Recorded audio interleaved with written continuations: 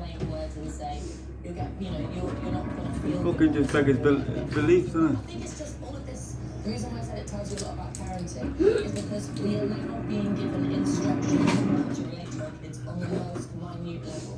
How to have a conversation about what you eat at home. And even, there's UCL, another group of researchers, was reported in the Times, are saying that we need to have lessons for parents in how to address nutrition in their kids. That's really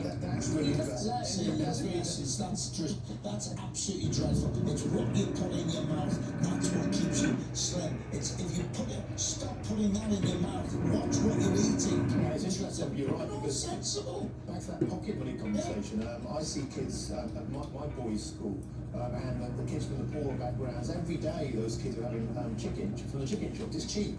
It's like £1.99 for a box of chicken and chips, and that's their daily meal. The parents don't want to cook, so unhealthy shops set up near schools, that's their captive market. So planning on that, but then as a libertarian, as a free marketeer, should we be legislating? And we were talking about closing down shops near schools, nanny states. Yeah, but you're saying there about going and getting cheap food in the shop, cheap chicken. The amount of people that get Deliveroo and all those, and it's garbage they're getting delivered to their house, and they're paying that extra money. Lucy really, I'm very disappointed in Lucy when she feeds the kids. Oh yeah. I would say it to her, but I mean... No, I don't. No. My question here about buying crisps and I made a bit of a joke about Some it. meal, please, to make some meals. Yeah. She was on about got enough food in the fridge and all that. I just said, oh, but you got a load of biscuits and crisps and things. Yeah, oh yeah, that's fully stocked. Yeah, it's not so what you have to take. Yeah, it doesn't know if she just started. It's got the money. It's been going on ever since she was born. Yeah. And she's been out for herself. That's why she put weight on. She has got a bit of a fucking problem there. It's just what she. I just don't think she gives the kids.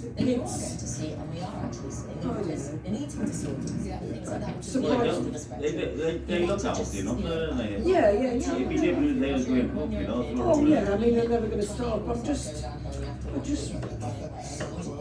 wish she could get cooking some decent stuff occasionally. And this is why you should really go there, shouldn't you? I know it's a bit difficult for you, but Well, I can go and cook some meals. yeah, you can, yeah. Yeah, let's carry it on. You may notice Peter Scouser. There's a story that's going in Daily Mirror, and that is Rags, the richest. Well, she did get a slow cookout, Yeah. which is so bloody easy. And I told you just get yourself sachets. So at least you get Yeah, you really got to chuck it all together and put it in there God, it's in the morning, isn't it? simple, yeah. Or do it at night and turn it on in the morning. Brilliant, because he does so much for charity. Got a nice full. So much home. Oh, it's lovely to smell to come home to. And he's got now, how many is it? It's about 500. It's funny, I don't know, because she always had a cooked. He just She always ate well, didn't she? But this man is just one of the lads. She was brought up with healthy food. The only one, well, I can say this. I've only ever took her to McDonald's once. Gives so much back. And that was for a party. So much behind the scenes. And if never boasts about it. If you're listening, I'm boasting for it. if you're listening out there, No, we never did anything like that. Interview, please. Pete Price. Here we go, mate. Hopefully we come to that. Brilliant. Pete, really good to have you this morning. Good to see you. Thank you so much. Now, Whitby's Sea Festival will entertain people today to celebrate their fishing heritage with cooking demonstrations from local and celebrity chefs. Evidence make me hungry. Say slow cookers now, fish and chips. Discover some of its cultural gems and heritage. She's talking about slow cooking. Yeah, I know. Copycats. To serve for the best fish and chips in the manor. Good morning, Joanna. How are you? Good morning. Yes, what? Good morning. Good, thank you. Hope you're both doing well. What a lovely day we have for this festival as well. The sun is shining, which is just what we need for this weekend. And I'm delighted to be joined by Janet Deacon. She is the Head of Tourism and Culture at North Yorkshire Council. Janet, just tell us what we can expect today. Morning. Well, the Whitby Fish and Chips Festival 2023 has got packs of entertainment throughout the next 2 days. So we have a music marquee where you'll be hearing lots of music from local bands, folk, jazz, rock, and that's been organised by Richard Granger, local musician. We've got the seafood kitchen. There'll be lots of demonstrations from local chefs as well as Eddie Scott, MasterChef winner 2022, and Phil Ackrill, who is at Grantley Hall. So there'll be lots of demonstrations and people can taste the food that is being served in there, so that's great. We've also got the Fishcraft Marquee, and the Fishcraft Marquee, we've got local fishermen and master filleters, and in there you'll be able to see lobster pot making, net mending, how to dress crabs and lobster, and also the master filleters will be showing you how to fillet fish. Looking forward to seeing that. And what's the festival all about? What's the reason behind it? So it's all about Whitby's maritime heritage, and again, a lot of the activity that we've got on at the library, up at the Whitby Museum, is all around the history. So you'll be able to see artworks over the years of Whitby's maritime history. We've also got Parkhall for today only. We've got Parkhall, who are the shipbuilders, opening up their yard so that people can actually go around and see how the ship's built, and there is a ship ready to be launched in there today, so that's really great. So it's all about Whitby's maritime heritage. And just tell us a little bit about that heritage, because it goes all the way back to Captain Cook, doesn't it? It does, yes. Captain Cook served his apprenticeship here, and the Endeavour served from Whitby as well. So it's, yeah, lots of maritime history, and there's lots of trails. You can really come and immerse yourself in that history. And the great thing about this event is it's been driven by the community. So it's Whitby restaurants, it's Whitby chefs, it's Whitby cultural organisations. It's all about Whitby. On the event. Whitby. All about Whitby. A huge part in the event today, so they've opened in their yards so that you can go in and have a look at how they work, and also the newly launched RNLI Museum is open as well, so you can learn all about the RNLI history. God, it's all going on at Whitby. Industry still here in Whitby. So yeah, there are boats that still sail from Whitby or coming to Whitby. And you know, there's lots of seashell fishing and what have you that is certainly fished out here as well. And it's being done sustainably as well, isn't it, with the lobster catching? It is, again, as part of the festival, you can go and learn all about that. So the lobster hatchery is all about sustainable, making sure that there's lots of lobsters still within the sea and what have you. And some of the restaurants, for every meal that they serve, donate £1 to that lobster hatchery to make that happen. Brilliant, well, I can't wait for today. It's going to be a fantastic event. So that's, if you're in the area, it's the Whitby Fish and Chips event this weekend, and we've got the weather for it as well. Oh, you do. The sun is shining. It's going to be a fantastic festival. Janet and Anna, before we let you go, we do just have to ask you, there's a story in the papers today about seagulls and seagulls punching. They could do that as well. But pinching people's fish and chips. Is that something that happens at Whitby? Is that a problem with the seagulls up there? It does happen in Scarborough, because I reported not long ago about the issue that the council was having there with, they call it seagull mugging, so they were telling people not to feed any seagulls because it just encourages them. But Whitby, there is a couple of seagulls, but I think we're safe. Do you? Yeah, and North Yorkshire Council are doing what they can in terms of making sure that, you know, people are safe, and, you know, we are sort of educating visitors not to feed seagulls. But yeah, I mean, it happens up and down the coast, but we do what we can to as I said, keep everyone safe.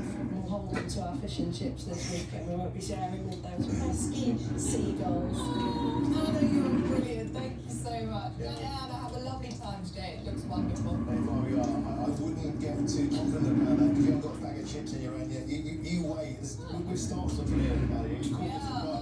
Yeah. As if she eat chips. Oh yeah. What fucking hell, if she eats chips, if she'd eat one or two, then go to the toilet and throw up. What could do? I've seen them presenters like that before. Oh yeah, well, yeah, oh I love them, don't you? I love them biscuits, them chocolate biscuits. And you know, it never passes their mouth. Yeah, not one little fucking bit. Seagulls, that's a new one. Claire says, I bought a bacon butty in a plastic carton once in St Ives. I made the mistake of putting the carton on the roof of my van while I opened the van door. The result was like a clip from the film The Birds. The madly flapping wings suddenly all around my head and the van, the butty and the carton had completely disappeared. Like little bastards. They're dangerous. Even our pets. Let's face it, they are big. One of the biggest families, aren't they? Never forgot his free meal because Biggest he what, was a sweetheart? few weeks ago. One of the biggest food families, aren't they? At the cat's dish and Oh, pecking at the huge. best. So after everything, I any mean, bacon, yeah. I mean, they can give you a whole bruising, couldn't they? They're not fussy. they're mad for it. They are not fussy. This is all a story. We should probably explain what we're talking about. This is a story in the Daily Mail this morning. That apparently the seagulls on the south coast are the most bold and brazen. They're the most likely to pinch your chips or your ice cream or anything for that matter. But up north, they're a bit tamer. We can't quite work out why, can we? Well, I'm convinced because they get more of a frosty response from the northerners who swipe them away, whereas the southerners are a bit more kind of not quite so clean. Well, Anna Riley didn't seem too fussed, did she, about the likelihood of the seagull? She'll regret that She later. had lunch. We're also talking about mobile phone use in restaurants. This is the model Twiggy. Yeah. She's saying basically we shouldn't be using our phones in restaurants. Well, Sarah says people need to either move on or shut up when it comes to technology. I have an autistic son, so I can't just let him go out to play as he has little danger awareness. Also, he finds cafes and restaurants difficult.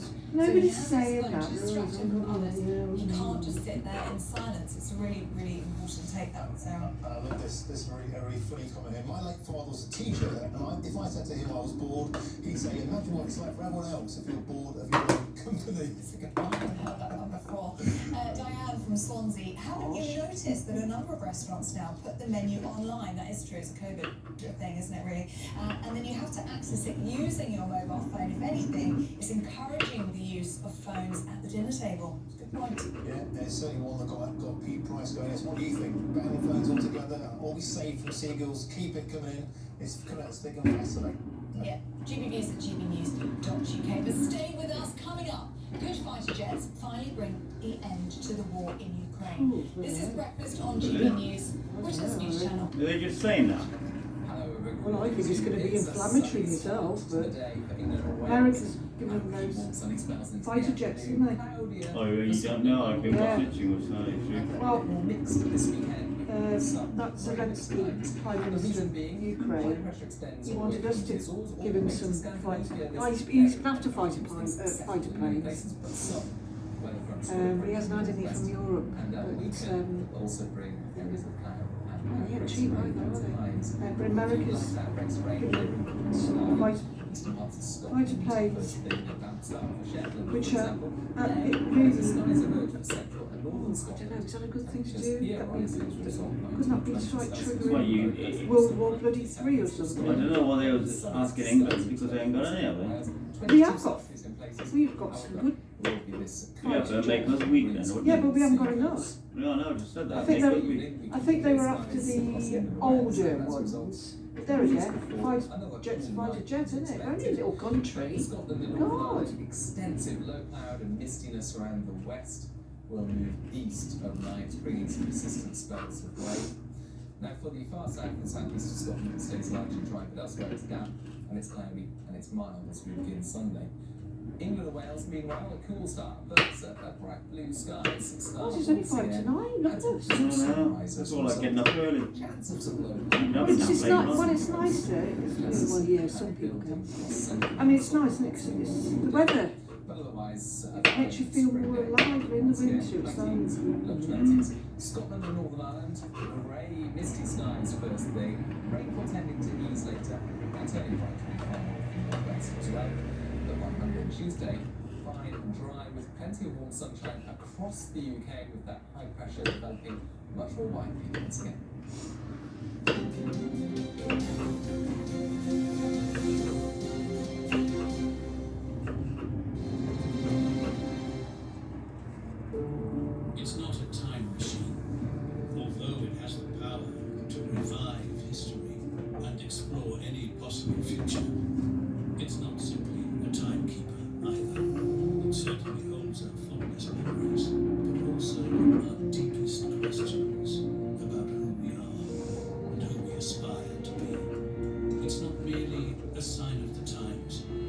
reflects the unalterable passions in our hearts, the constant obstacles on our way, and our willingness to take them on.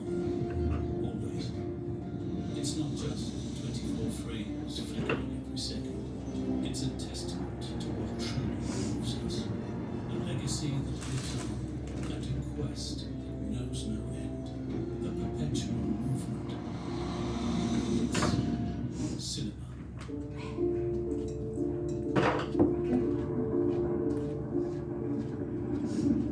It's time to save Britain serious money, citizen. Today's mission, incognito. 7 cities, 7 people to save.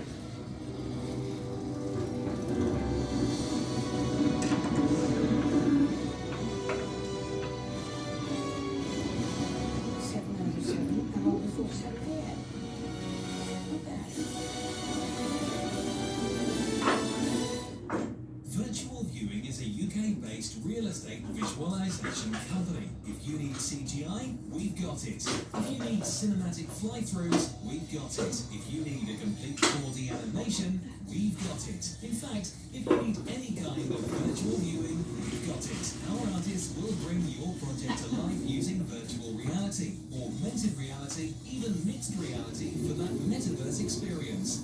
Virtual Viewing. Be brilliant.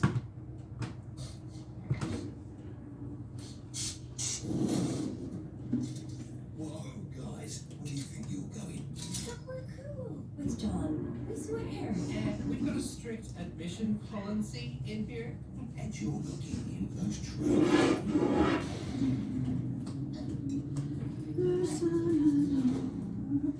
Feel the Shield, a fusion allergy nasal spray. Hasta la vista, baby. Safe to use for all noses. Here at Gold Reserve Jewelers, we buy and sell gold and silver jewellery. We believe it's best to sell your jewellery face to face, so we can answer any questions you might have. Our friendly and expert staff can help make that process really easy. Our customers are often amazed at the price they receive for bits of old and broken jewellery, and it's always a pleasure to hear about their plans for spending all that extra cash. So call down to Gold Reserve Jewelers for a fast and handy quote. If you need to buy, sell, or repair jewellery, visit goldreserves.co.uk. What's your home waiting for? A sumptuous sofa or chair in fabric or leather, a comfortable new bed or mattress for a great night's sleep, or a dining table to get the family around. Find your perfect style from a superb selection, whatever your taste or budget. For over 30 years, we've been delivering great service with comfort and quality across all our ranges. Find us at Gore Simon Road, Swansea, SA4 9GE.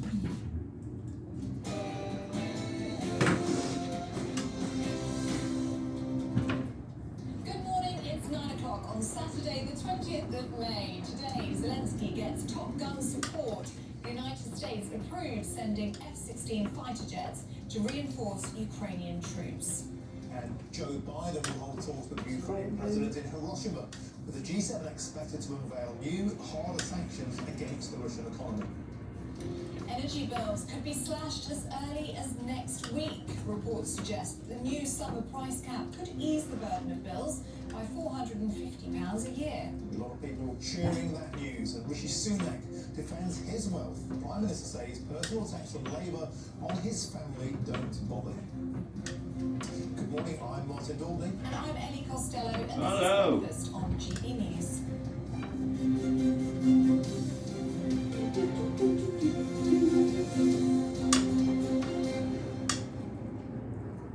So yeah, to our top story is day 2 of the G7 summit in Hiroshima, where Ukrainian President Volodymyr Zelensky has just arrived in Japan to meet G7 leaders. Upon arrival, Zelensky tweeted that peace will become closer. Well, his arrival comes after President Biden endorsed a plan to train Ukrainian pilots on F-16 fighter jets and has approved Western allies to donate the aircraft. Well, George, now is actually reporter Catherine Forster. Catherine, so the man is back in town, the rock star politician, touring the world, getting a lot of money out of it, performing a very, very powerful role. Is it the right thing, though? Biden's had quite a U-turn here. These jets were thought to be too hard to fly for newbies. Now they're giving them away so they can be flown in as soon as 3 months. Yes, it's a real change and a huge victory for Volodymyr Zelensky. Before he even arrived in Hiroshima, this announcement by President Biden that F-16s could be supplied to Ukraine. Previously, America was very cagey about it, didn't want to give it the go-ahead. I think some concerns, obviously, about the potential risk of escalation in supplying these planes, and also the difficulty of training pilots. The Ukrainian pilots are not used to flying such sophisticated planes, and it could take up to 18 months, apparently, until they are actually delivered and able to fly them. But a big move, and obviously Zelensky is incredibly skilled at getting what he wants. You know, he was an actor. We see him in the military garb. He came here to Westminster asking for planes. Give us the jets. Gave the Speaker of the House a helmet. We have freedom. Give us Actually, wings sometimes, to yeah. fly. You might think, very skilled twat. in, What's up? you know, Sometimes, I don't know, it's what I think about when I'm doing nothing. without these planes, I think, probably think how overthinking, is this but conflict going to be I resolved? think Because Putin sometimes obviously they hoping that the force West these will wars. get Do you tired. reckon? It's very expensive. Well, if you look at it, why the fuck hasn't Russia devastated Ukraine now? Western allies will simply lose. Well, they reckon they have got the interest. firepower. Yeah, well, if they haven't, why the fuck did they go in What do you there? think Zelensky will be I looking thought, for but I from think the Putin G7 thought it was now? going to be easy Talk about peasy. personal persuasive power. Easy He peasy wanted lemon those squeezy. F-16 jets. That's exactly what he's got. It's not exactly turned out the way arriving in that person at the G7. you We know he's thought. landed now. He's going to be meeting with Joe Biden a little bit later on and holding talks I with reckon him. if they make these wars, it changes the whole world. Oh, India and It makes Japan, everybody richer. asking them to stop All supply chain. different things Yes, go I into think active so, play, because like. Well, it although makes some some NATO countries countries, you know, And you the think, Western fucking hell. countries have been pretty squarely behind Ukraine. I mean, some divisions in how far and how fast to go, but pretty squarely behind. And there's also 8 other countries at this summit that were invited by the Japanese Prime Minister, including people like Brazil and India, that have been much more really on the fence about this. So he will be hoping to talk to them in person and to build relations and to bring some of them on board. So it will be interesting to see what Well, happens. they haven't just been on the fence. I mean, India, for example, has done a massive oil deal with Russia. Taking all that oil. Yeah, I see a massive deal with Russia. We weren't buying, which effectively is funding. Is any thought or just things you think There's a of? huge disconnect here, isn't there, about nations that are asking to pull together. On the one hand, some of them have seen what Well, to yeah, go to war, and on the other hand, give us your oil. Yes, and of course, Yeah, because because the thing is with- when we decided in the West to buy much told less you, from Russia, they Ru- needed Russia's to been find new boycotting now markets, with their and oil and stuff like China that. and Yeah. India But then you'll have those countries very like fucking China to buying buy it. That's right, yeah. discount, and so yes, as you say, they have been Oh, I've left that benefiting one, in some ways, but I think